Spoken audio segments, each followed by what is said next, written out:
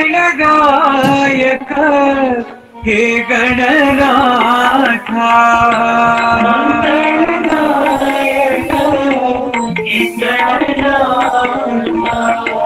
मंगलदायक हे गणनाथ,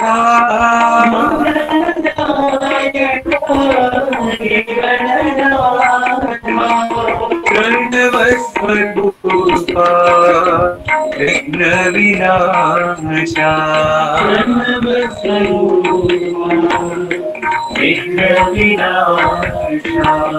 प्रणवस्वरूपा विघ्न विनाशा,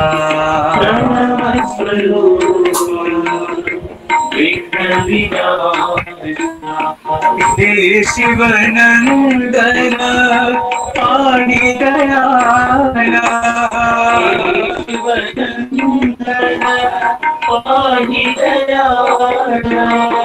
हे शिवनंदन पाणि दयाला,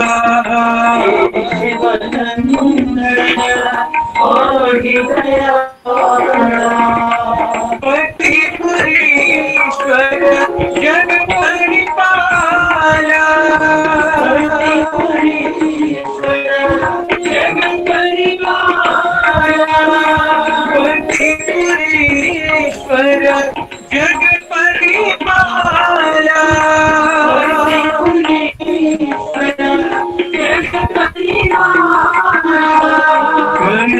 प्रणवस्वरूपा विघ्न विनाशा,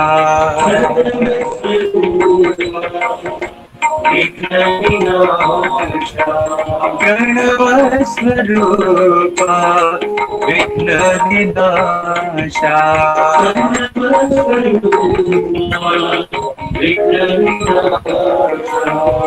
मंगलदायक हे गणनाथ,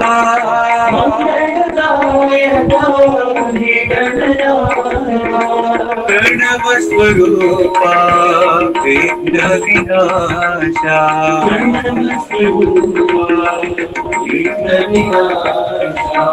हे शिवनंदन पाणि दयाला,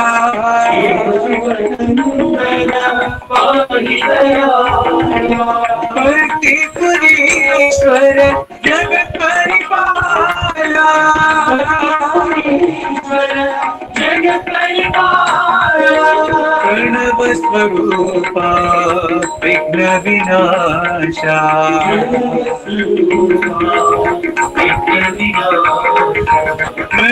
प्रणवस्वरूपा विघ्न विनाशा,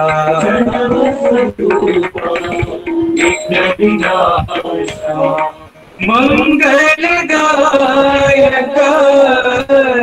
हे गणनाथ।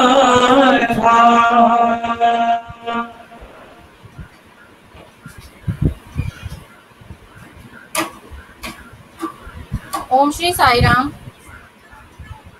भगवान बाबा के चरणों में कोटि कोटि नमन और आप सबको मेरा प्रेम भरा साई राम।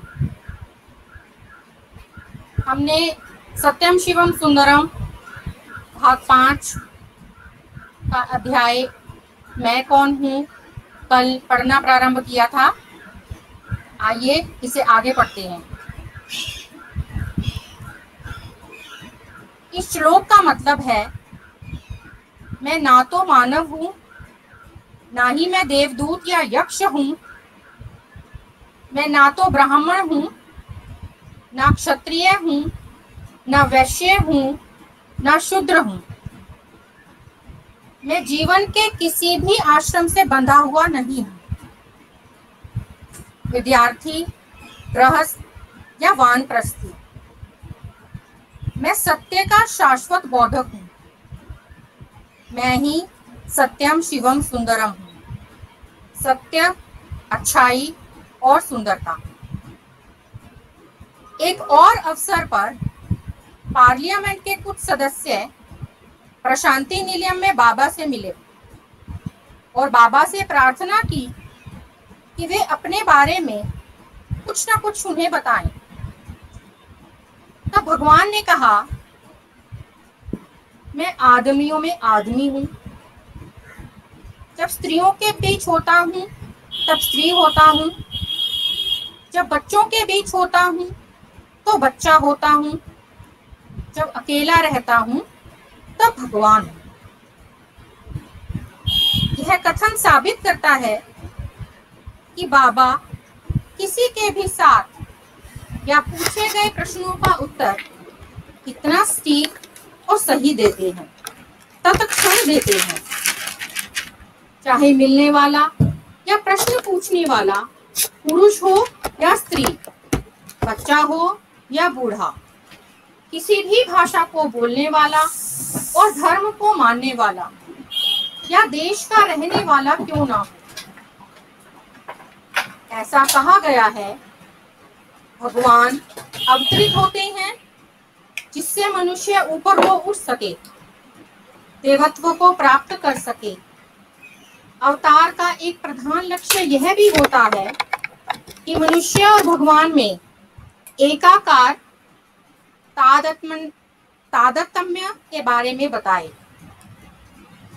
इस संदर्भ में बाबा ने एक बार स्पष्ट किया था, अपने और मेरे बीच अंतर को बड़ा मत करो। मैं ना तो गुरु हूं ना भगवान, मैं तुम हूं और तुम मैं हूं। इस सत्य को तुम अनुभव करोगे जब तुम लक्ष्य को प्राप्त कर लोगे।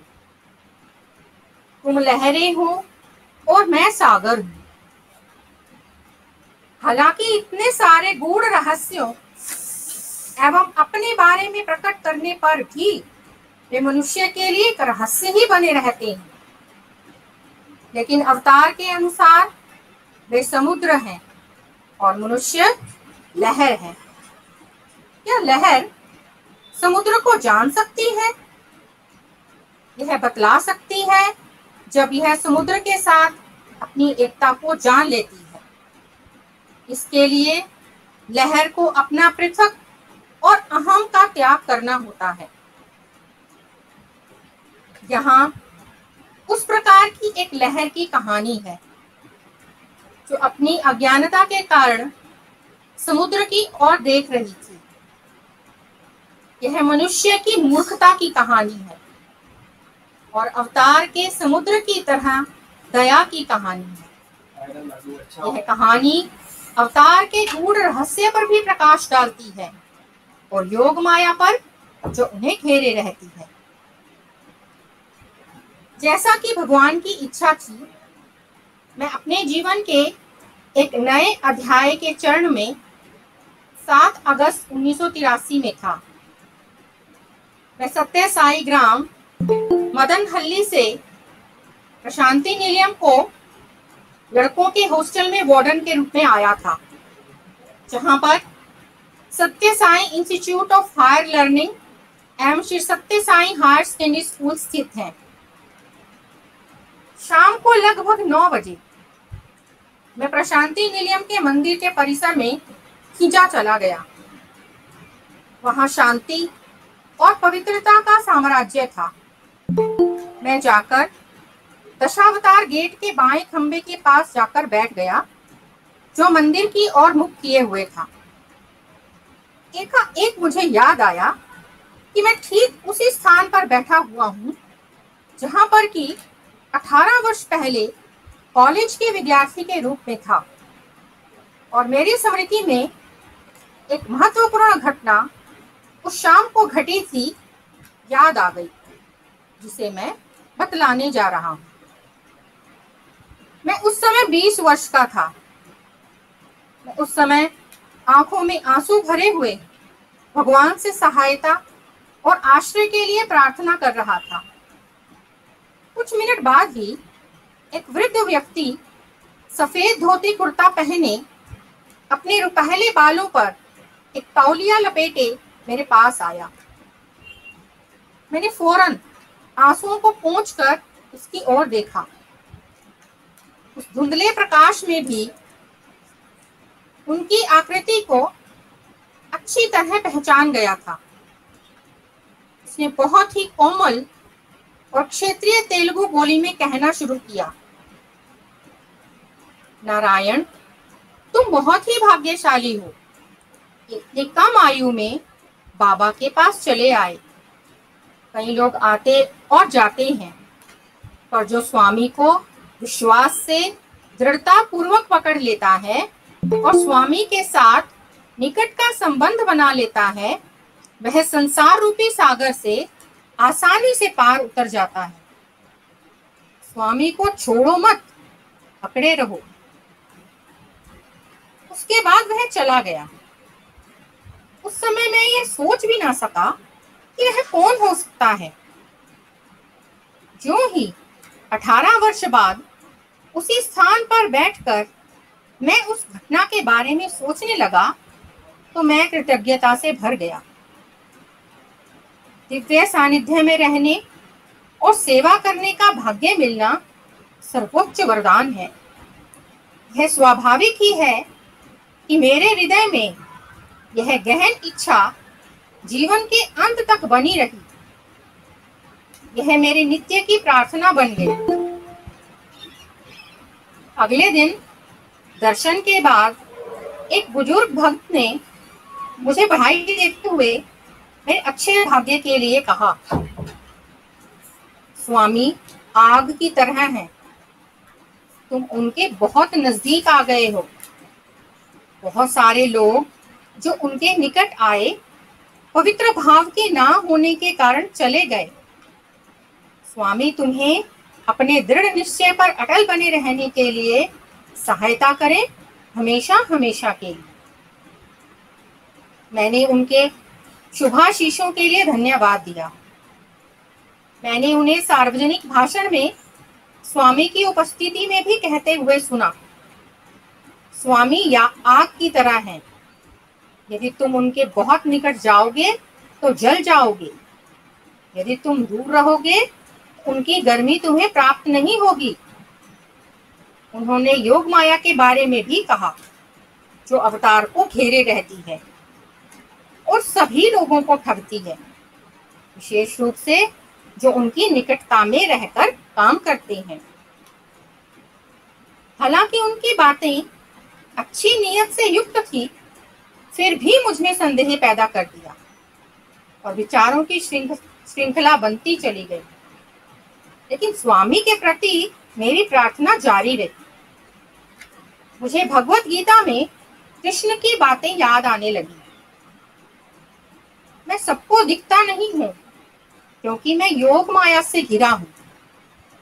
यह भ्रांतिपूर्ण संसार मुझे नहीं जानता है, क्योंकि मैं मृत्यु रहित और जन्म रहित आधार हूं सबका। जब मैं कालांतर में मानव रूप धारण करता हूं, तो भ्रांतिपूर्ण लोग मुझे और मेरे सर्वोच्च सत्य को नहीं जानते कि मैं ही सभी का स्वामी हूं। एक बार भगवान बाबा ने अपने बारे में बोलते हुए कहा, क्योंकि मैं तुम्हारे साथ घूमता फिरता हूँ, तुम्हारी तरह खाता हूँ, बात करता हूँ, तुम्हें इस बात का विश्वास हो जाता है कि मानवता का उदाहरण है। इस गलती से सावधान रहो। मैं भी अपने गाने से तुम्हारे साथ खेलकर और अपने को तुम्हारे साथ विभिन्न क्रियाकलापों से संबंधित कर ठग रहा हूं। लेकिन किसी भी क्षण मेरे देवत्व का तुम्हें पता लग सकता है। तुम्हें तैयार होना पड़ेगा इसके लिए। उस क्षण के लिए तैयार रहो, क्योंकि देवत्व मानव स्वरूप में है, अतः माया के कारण तुम भ्रमित हो सकते हो।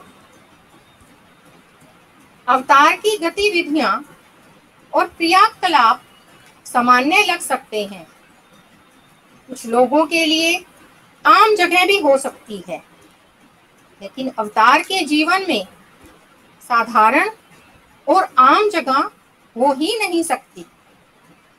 आकारहीन तत्व मानवाकार में तुम्हारे सामने प्रस्तुत हो सकता है, अतः वह साधारण मानव के साथ हिल मिल सकता है और मानवों के लिए आदर्श और उदाहरण भी प्रस्तुत कर सकता है और उन्हें सीखने योग्य सभी बातें सिखाता भी है। अवतार मानवीय ढंग से व्यवहार करता है जिससे मनुष्य उससे संबंध स्थापित कर सके, लेकिन अधि भौतिक ऊंचाइयों तक पहुंचने से मनुष्य उन ऊंचाइयों को पहुंचने का प्रयत्न करता है। अगले 2 दिन अवतार और योग माया मेरे ध्यान के विषय बन गए। बाबा ने श्री कुटुंब राव को निर्देश दिए, जो भूतपूर्व सचिव थे श्री सत्य साई सेंट्रल ट्रस्ट के और भगवान के बहुत निकट सेवक थे, कि मेरे कुशल क्षेम का ध्यान तब तक रखें जब तक कि मैं हॉस्टल में रहने नहीं चला जाता हूँ। तब मैंने उनसे पूछा, सर, लोग कहते हैं कि स्वामी योग माया से घिरे रहते हैं, आपका इसके बारे में क्या अनुभव है? उन्होंने अपनी पलकों को झपकाए बिना कहा, नरसिंह मूर्ति वह केवल माया नहीं है, महामाया है। उनके कथन ने वास्तव में मुझे डरा दिया। मैंने उनसे पूछा, तो हम इससे कैसे बच सकते हैं?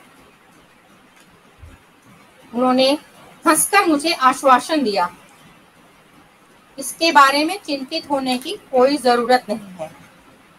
हमें बाबा की प्रार्थना निरंतर करनी होगी। वे बहुत ही दयालु हैं, विशेष रूप से जो लोग उनके चारों ओर रहते हैं उनके प्रति वे और भी दयालु हैं। वे हमारी कमजोरियों को जानते हैं। उस रात को इस कथन के बारे में काफी समय तक सोचता रहा। अंततः भगवान के आगे समर्पण कर उनके मार्गदर्शन के लिए और अनुकंपा के लिए प्रतीक्षित रहा। अगले दिन मुझे हॉस्टल के वार्डन के रूप में कार्यभार ग्रहण करना था। उस दिन सवेरे बाबा ने मुझे इंटरव्यू के लिए बुलाया। वे बहुत ही आनंद से और दयालु दिख रहे थे। उन्होंने कहा, मैं तुम्हें देखकर बहुत खुश हूँ। स्वामी की एक आज्ञा पर तुम मुदनहल्ली स्कूल को छोड़कर यहाँ आ गए। सच्चे मुमुक्षु को इस तरह की उदासीनता और अलगाव होना चाहिए। तुम क्या सोचते हो, मुझसे पूछो, मैं प्रदान करूंगा। यहाँ हर चीज है। और उन्होंने अपना सीधा हाथ दिखाया। स्वामी, आपने मुझे सब कुछ प्रदान किया है। आपने मेरे मन की इच्छा कि आपकी सेवा करूं को पूरा किया है। मुझे और क्या चाहिए? अच्छी बात है, लेकिन मुझसे कुछ ना कुछ मांगो। स्वामी, आप मुझे आशीर्वाद दें कि आपके चरण कमलों में जीवन पर्यंत निवास करूं। ये शब्द अनायास मेरे हृदय से अपने आप बाहर आ गए। उन्होंने सीधी हथेली को मेरे सिर पर रखा और कहा, तथास्तु। मैं खुशी से फूला न समाया और सोचने लगा कि इससे अच्छा अवसर मुझे कब प्राप्त होगा उस प्रश्न को पूछने के लिए जो कुछ दिनों से मुझे परेशान कर रहा था। मैंने शीघ्रता से पूछा, स्वामी, लोग कहते हैं कि बहुत शक्तिशाली योग माया आपको घेरे रहती है।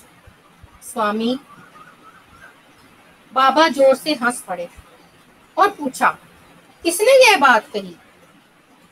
स्वामी, यह बात भगवत गीता में कही गई है। इसकी परवाह मत करो। यदि तुम स्वामी के प्रति पूर्ण रूप से समर्पित हो तो कोई तुम्हारा कुछ नहीं बिगाड़ सकता। कोई भी माया तुम्हें प्रभावित नहीं कर सकती है। बाबा ने स्पष्ट किया और आदेश दिया, समर्पण करने के भाव को विकसित करो। ज्यों ही मैं इंटरव्यू के कमरे से बाहर आया, मुझे भगवत गीता में परमात्मा के आश्वासन की बात याद आई। मेरी माया गुणों के दृढ़ किले के समान है, लेकिन जो लोग मेरे प्रति समर्पित हैं और मेरी शरण में आते हैं, वे उस माया को पार कर जाते हैं। उन भाग्यशाली लोगों के लिए जो उनकी उपस्थिति में रहते हैं, उनकी कृपा की छत्र छाया में रहते हैं, उनके लिए भगवान द्वारा आदेशित मार्ग शरणागति है, जो कि विश्वास और प्रेम का मार्ग है। इस मार्ग की बाधा व्यक्ति का अहंकार ही है। अहंकार पर विजय प्राप्त करना केवल तभी संभव है जबकि दयापूर्ण अवतार की महान अनुकंपा हो, जो हमेशा सच्चे मुमुक्षु की सहायता करने को तैयार रहते हैं। बाबा ने कहा, यदि तुम मेरी ओर एक कदम बढ़ाओगे तो मैं 100 कदम तुम्हारी ओर बढ़ाऊंगा। उनकी दया हमारी आशा है। भगवान का पत्र उनके लड़कों को। भगवान श्री सत्य साई बाबा, प्रशांति निलयम, पोस्ट बॉक्स, अनंतपुर जिला, आंध्र प्रदेश, पिन कोड 515134। मेरे प्रिय लड़कों, मेरे प्यार और आशीर्वाद को स्वीकार करो। मैंने नरसिंह मूर्ति से पत्र प्राप्त किए हैं। मैं बहुत प्रसन्न हूँ। मेरे प्यारों, तुम लोगों में हर एक प्रेम का मूर्त रूप है। तुम्हारा सच्चा रूप सत्य, चित्त और आनंद है। पूर्ण अस्तित्व, चेतनता और परमानंद। तुम सत्य को भूल गए हो, इसलिए उस सत्य के पवित्र नाम का स्मरण करते हुए रहो जब तक कि मन अदृश्य न हो जाए, और उसी तरह आनंद का अनुभव करो जैसा कि साईं बाबा कर रहे हैं। यह परमानंद कभी भी समाप्त नहीं होने वाला है। साईं की कृपा आवश्यक है, इसलिए यह आवश्यक है कि भले ही तुम किसी भी देश या जाति के हो, तुम्हें परस्पर हाथ मिलाने चाहिए। मैं हमेशा चारों ओर और अंदर हूँ, लेकिन मैं क्या कर सकता हूँ? तुम अनुसरण नहीं कर रहे हो। प्यार से, बाबा।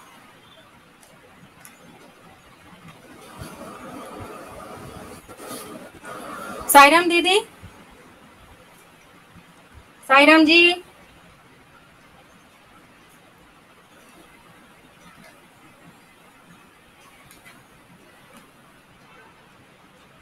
साईराम दीदी, आगे पढ़ो या? हाँ बेटा पढ़ो। अभी अभी कोई इतना हिंदी दीदी? हाँ हाँ पढ़ लो आप आगे। ठीक है दीदी।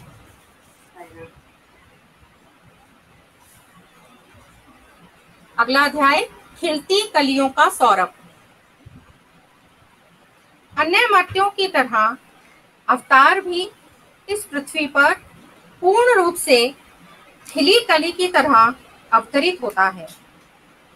अतः अवतार के लिए खिलती कली शब्द सही नहीं उतरता है।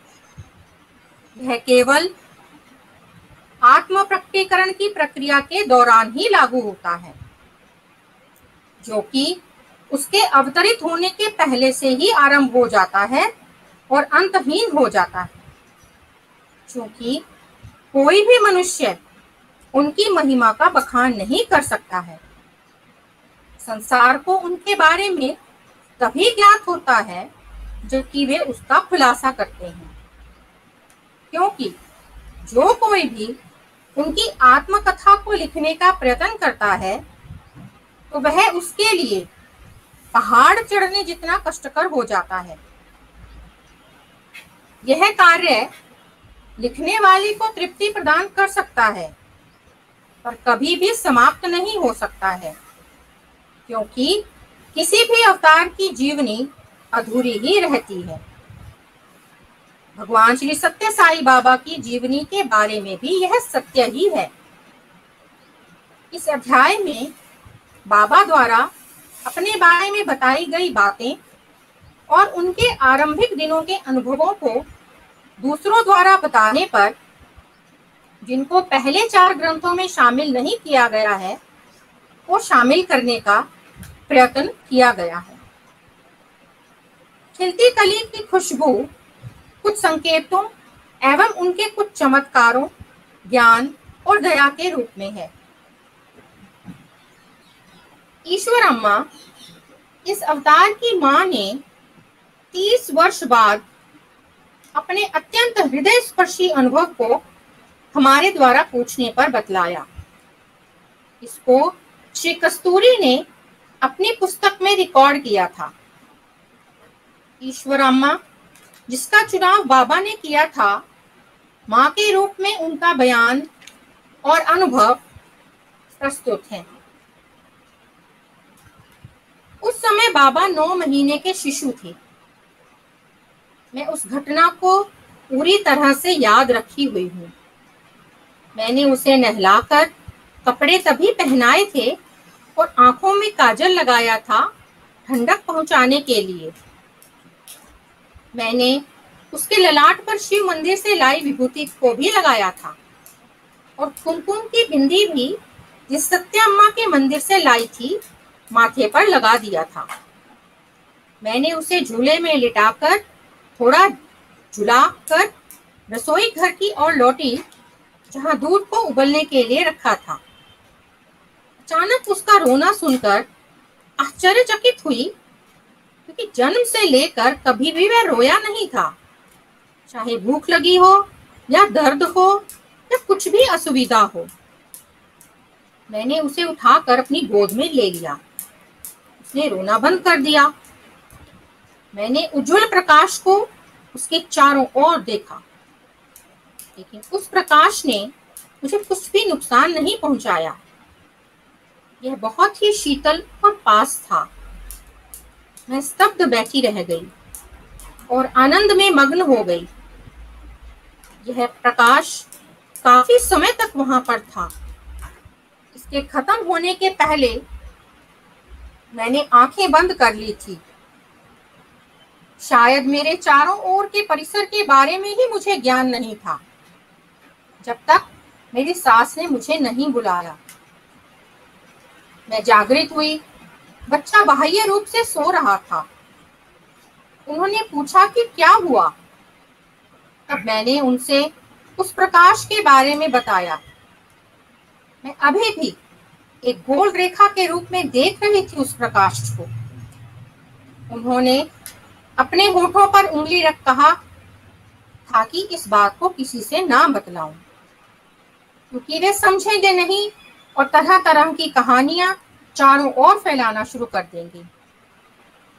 मैं सोचती हूँ इस बात को उन्होंने शायद दादाजी को बताया होगा, क्योंकि इसके बारे में उन्होंने बाद में मुझसे पूछा था।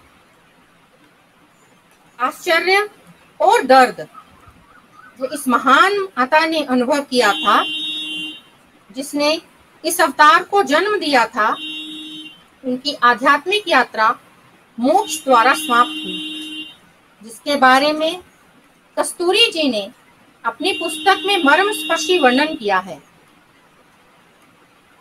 सन 1985 में अपने 60वें जन्मदिन के संदर्भ में बाबा ने कर्णम्मन सुबाम्मा नगर की बस्ती का उद्घाटन किया, जिसमें 60 गरीब परिवार रहा करते थे, जो प्रशांति निलयम के शैक्षिक परिसर से लगा हुआ था।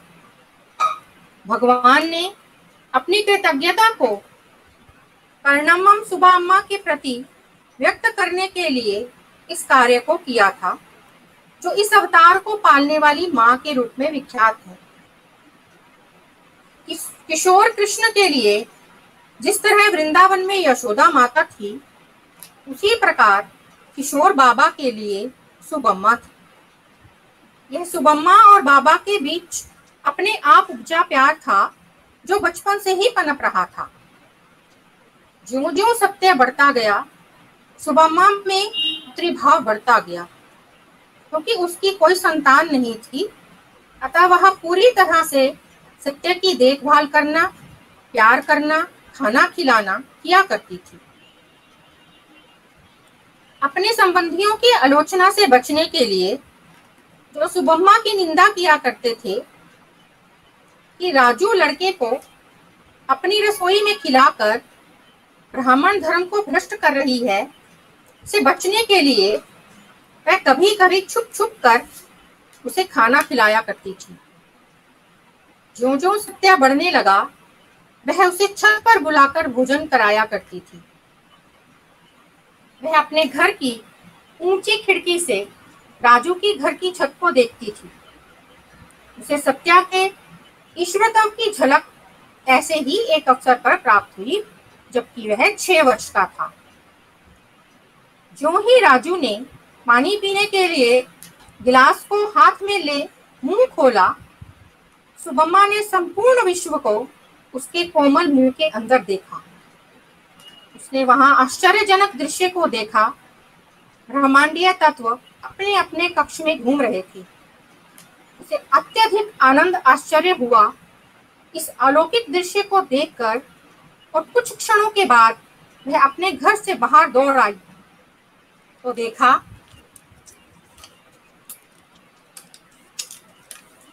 कि सत्या लड़कों के साथ खेल रहा था। वहां इस बात की चिंता किए बगैर कि लोग क्या कहेंगे, वह उसके छोटे छोटे पैरों पर गिर पड़ी और उन्हें अपने आंसुओं से धो डाला। उसे यह आनंद बहुत दिनों तक बना रहा। अवतार के प्रति विश्वास के बीज जो उस दिन उनके हृदय में बोए गए थे, उसने बढ़कर एक बड़े पेड़ का आकार ले लिया, जो स्थिर भक्ति के रूप में उसके जीवन में बना रहा, और संपूर्ण शरणागति के फल उसमें लग गए थे। उसे अंततः सर्वश्रेष्ठ मोक्ष का उपहार प्राप्त हो गया, वह भी अपने प्यारे भगवान के हाथों से। सत्य जन्म से नायक था। बचपन से ही सत्या उस गांव के बच्चों के लिए गुरु था जो उन्हें अच्छाई और भगवान की ओर ले जा रहा था। हाल ही में बाबा ने उन दिनों की एक दिलचस्प घटना के बारे में बतलाया, जो कि उनके बारे में खुलासा करने वाली महत्वपूर्ण बात थी। आइए भगवान के ही शब्दों में उनकी वाणी को सुने। बचपन से ही मैं छोटे बच्चों के लिए एक प्रेरक के रूप में था। मैं उन्हें उनके काम को ईमानदारी से करने को कहा करता था। उन्हें किसी को भी दुख देने से मना किया करता था। माघ के महीने में मैं उन बच्चों को हनुमान के मंदिर सवेरे 4 बजे ले जाया करता था। मंदिर के तालाब में स्नान करने के बाद मैं उनसे मंदिर की प्रदक्षिणा करने को कहा करता था। मैं मंदिर में बैठ जाता था जब वे प्रदक्षिणा किया करते थे। एक दिन उन्होंने जोर दिया कि मैं भी उनके साथ मंदिर की प्रदक्षिणा करूं। उनके काफी जोर देने पर मैं मंदिर की प्रदक्षिणा करने लगा। पहली प्रदक्षिणा के अंत में अचानक ना जाने कहां से एक बड़ा सा बंदर आया और मेरा रास्ता रोक लिया। बच्चों ने उस बंदर को भगाने की कोशिश की पर व्यर्थ हो गया। वह बंदर और कोई नहीं अपितु हनुमान था, जिसने मेरी प्रार्थना की, हे प्रभु, मुझे आपकी प्रदक्षिणा करनी चाहिए, आपको यह काम नहीं करना चाहिए। मैंने लड़कों को उस मंदिर के भगवान की पवित्र प्रार्थना के बारे में बतलाया। इस घटना ने उनके हृदय का परिवर्तन कर दिया। वे गांव-गांव में घूम घूम कर बताने लगे कि उन्होंने हनुमान मंदिर में क्या देखा। सन 1980 में बाबा ने पहली बार वुल्फ मेसिंग के बारे में सन 1937 में उनसे मिलने के विषय में बताया। वुल्फ ग्रिगोरिविच मेसिंग 20वीं सदी के बहुत ही पेचीदे और रहस्यमय व्यक्तित्व वाले व्यक्ति थे। उसके पास विचित्र शक्तियां थी जिनके कारण वह जीवित कहानी बन गए थे। उनका जन्म पोलैंड में सन 1899 में हुआ। वह ज्यूस था। सन 1939 तक उसने सारे विश्व का भ्रमण किया और अपनी मनोशक्तियों का प्रदर्शन जगह जगह पर किया। उसने बहुत ही विख्यात व्यक्तियों से भेंट की, जिसमें अल्बर्ट आइंस्टाइन, सिगमंड फ्रायड और महात्मा गांधी भी थे। अपनी यात्रा के दौरान इन लोगों से भेंट की थी। उसने हिटलर के पतन के बारे में भविष्यवाणी की थी, जिसके कारण उसके सिर के लिए कीमत भी रखी गई थी। जब पोलैंड हिटलर के अधिकार में आ गया, तब वह रूस चला गया और वहीं बस गया। उसने वहां आश्चर्यचकित कर देने वाली मानसिक शक्ति का प्रयोग स्टालिन पर किया और कुछ चमत्कार दिखाकर उसके विश्वास को प्राप्त कर लिया। 75 वर्ष की आयु में मॉस्को में वह चल बसा। जब सन 1980 में 22 नवंबर को प्रशांति निलयम में एकत्रित भक्तों की बड़ी भीड़ में बाबा बोल रहे थे, जो संसार भर से आए थे। बाबा ने मेसिंग के व्यक्तित्व की एक महत्वपूर्ण बात को बतलाया, जिसके बारे में संसार के लोगों को तब तक पता नहीं था। वह एक गंभीर आध्यात्मिक मुमुक्षु था जो आत्मज्ञान के लिए भारत आया था। उसने हिमालय के अनेक साधुओं और ऋषियों से मुलाकात की और आध्यात्मिक अभ्यास करने के लिए अपने को लगा दिया। अंत में उसे आत्म साक्षात्कार प्राप्त हुआ। बाबा ने स्पष्ट किया, मैंने इस बात को अभी तक किसी को भी नहीं बतलाया। यह सन 1937 की बात है, जब मैं कमलापुरम में था। मैं जहां कहीं भी जाता, अनेक लड़के मेरे साथ रहते थे। एक दिन मैं रेलवे स्टेशन के पास लड़कों के साथ था।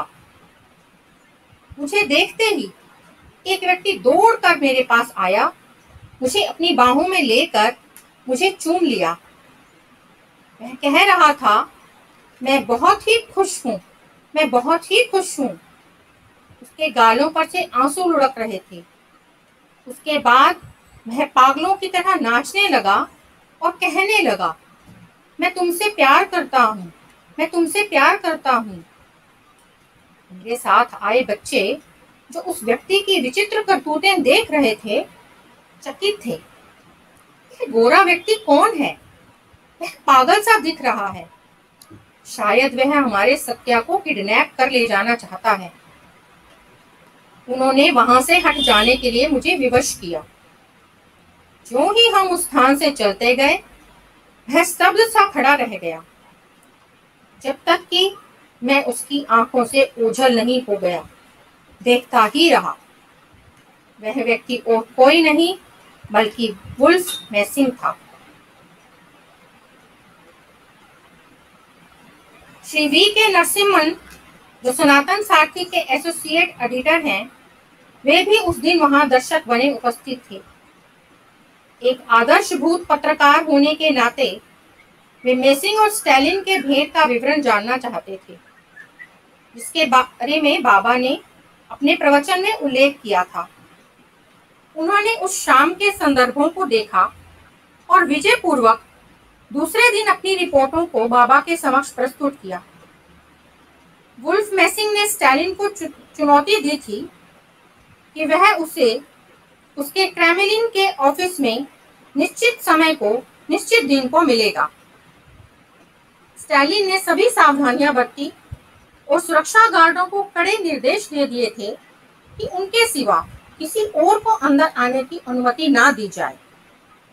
उस निश्चित समय में इतनी सारी बड़ी निगरानी के बावजूद मैसिंग उस निश्चित समय को ऑफिस में प्रत्यक्ष हो गया। जब स्टालिन ने पूछा कि उसने किस तरह सुरक्षा गार्डों की आंखों में धूल झोंकी, इस पर मैसिंग ने उत्तर दिया कि उसने सभी सुरक्षा गार्डों में भ्रांति पैदा कर दी थी कि जो उनके सामने से जा रहा है वह स्टालिन ही है। बाबा को इस व्याख्या से आनंद नहीं हुआ। इसके बजाय उन्होंने उनकी बातों को सत्य न मानने के लिए गुस्सा किया। जैसा कि भगवान द्वारा बताया गया है, मैसिंग ने भी स्टालिन के शासन के पतन और धर्म विरोधी पद्धति जिसकी स्थापना उसने की थी के पतन के बारे में भविष्यवाणी की थी।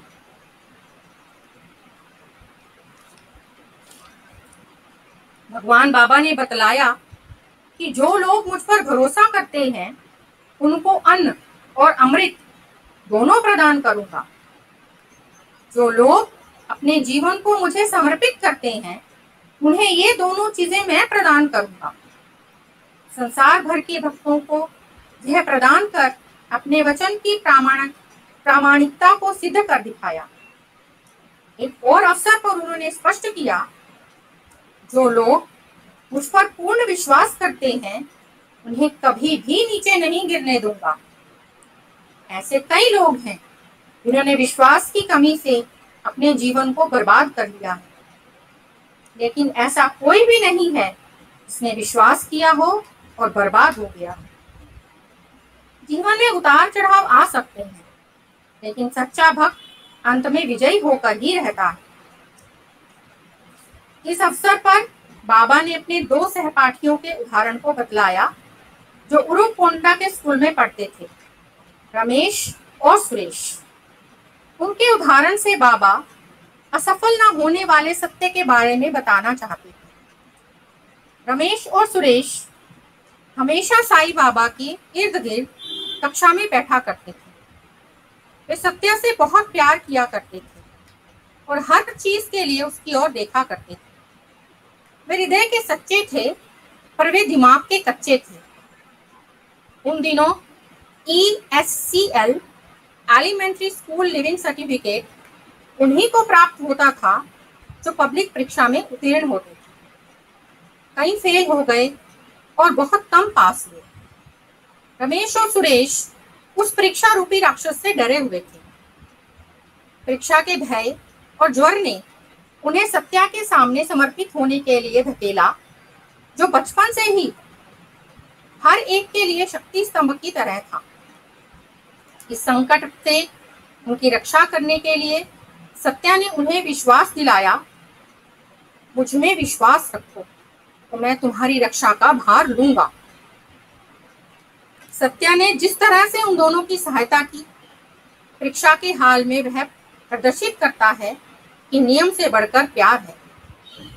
उनके परीक्षा हाल में प्रवेश करते समय सत्या ने बताया कि वे उत्तर पुस्तिका में ना ही कुछ लिखें और ना ही उसे निरीक्षक को जमा करें।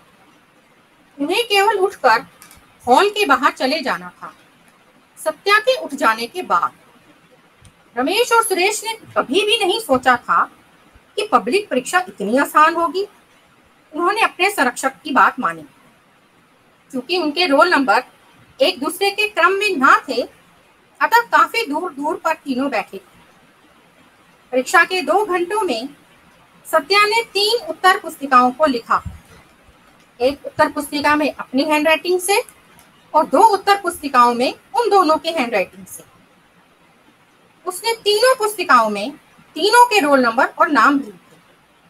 जब घंटी बजी और निरीक्षक ने उत्तर पुस्तिकाओं को जमा करवाने को कहा तो सत्या ने तीनों उत्तर पुस्तिकाओं को जमा कर दिया। 10 दिनों के बाद परीक्षाफल सुनाया गया। पूरी कक्षा में केवल 3 विद्यार्थियों को प्रथम श्रेणी प्राप्त हुई थी। वे थे सत्या, रमेश और सुरेश। बाद में उन तीनों को हार पहनाकर जुलूस में शहर ले जाया गया। रमेश और सुरेश ने परीक्षा की इस प्रक्रिया से शरणागति से लाभ के बारे में जाना। उन्होंने छोटी या बड़ी बात के लिए इसी मार्ग पर चलना स्वीकार किया। इस प्रकार सत्या उनके जीवन के केंद्र बन गए, नहीं उनके जीवन ही बन गए।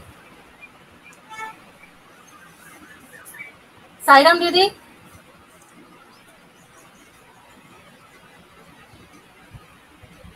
साईराम दीदी। साई राम बस ठीक है दीदी। ठीक है, आज बहुत आनंददायक है सब। हाँ जी बहुत। साई राम।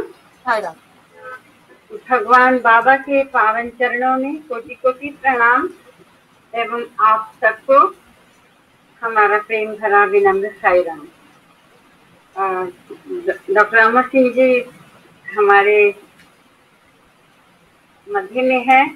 मैं उनसे प्रार्थना करती हूँ कि आप आज के, चाहे हमने बहुत कुछ इसमें से जाना हुआ है, पढ़ा हुआ है और कुछ एक बहुत नवीन भी आज सुनने को मिला, तो मैं चाहूंगी कि आप उसको थोड़ा सा एनालाइज। साई राम। साई राम जी। साई राम। साई राम। सभी साई राम सभी भक्तों को हृदयवासी भगवान के मेरे प्रणाम।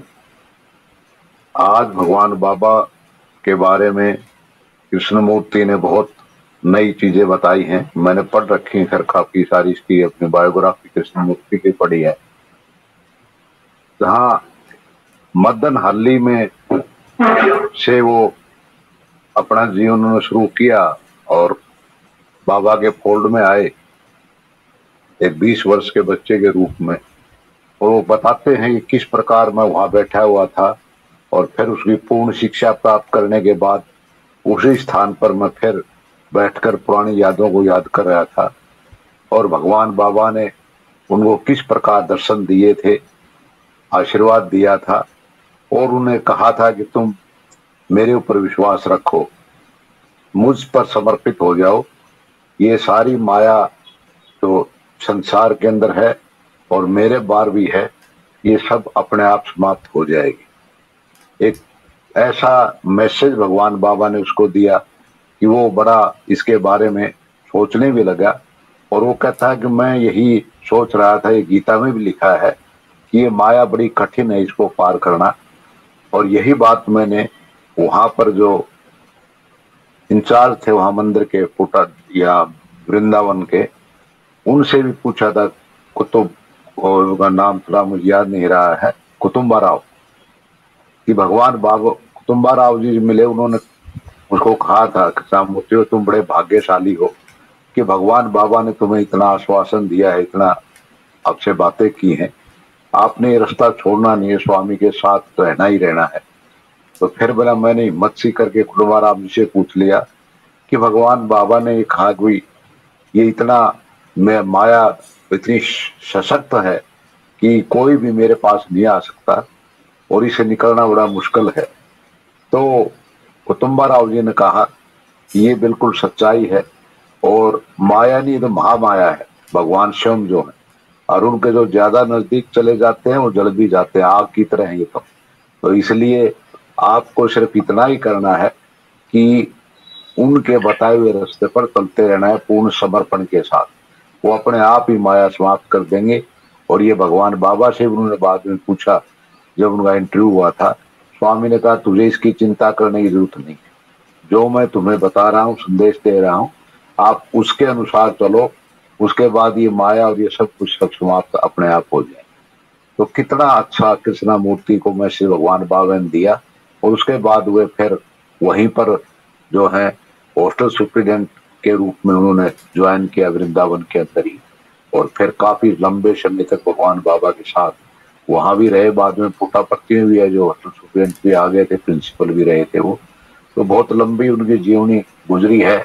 और अब मॉडर्न हाली में जो यूनिवर्सिटी बनी थी, उस समय भी भगवान बाबा ने उनको ही वहां भेजा था उस बिल्डिंग बनाने के लिए कि तुम जाओ और वहां पर उसका कार्य संभालो, और वो आज तक मॉडर्न हिल्ली में ही चलो कार्यरत हैं। तो भगवान बाबा इस प्रकार अपने भक्तों के ऊपर कृपा करते हैं, उन्हें सब पता होता है, हर भगत के बारे में स्वामी उनका भूतकाल भी जानते हैं, प्रेजेंट भी जानते हैं, भविष्य भी जानते हैं। तो इस प्रकार से उन्होंने इतना उनको बताया।